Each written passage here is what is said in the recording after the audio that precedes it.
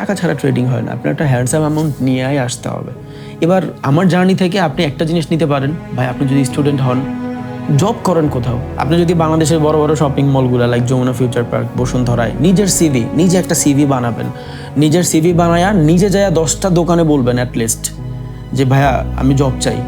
ভাই 10টার একটা জায়গায় আপনি সেট হবেন, আমি চ্যালেঞ্জ দিলাম আপনার। আপনি ধরেন দিনাজপুর আছেন, আপনি দিনাজপুরের যে কোনো একটা মার্কেটে যায় বলেন 10টা বড় বড় দোকানে যে ভাই আমার একটা চাকরি লাগবে। ভাই মানুষ সো মাচ কাইন্ড।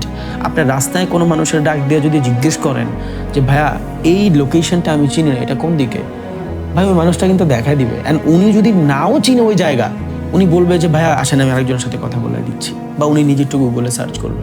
আপনার হইতেই পারে এখন চাকরি নাই, আপনি ভেল্লা ঘরে বসে আছেন, আপনি হইতেই পারে ইন্টার পাস করছেন, আপনি হইতেই পারে অনার্স পাস করছেন, আপনার রেজাল্ট অত ভালো না, ডাজেন্ট ম্যাটার। অনেক কিছু করার আছে ভাই জীবনে।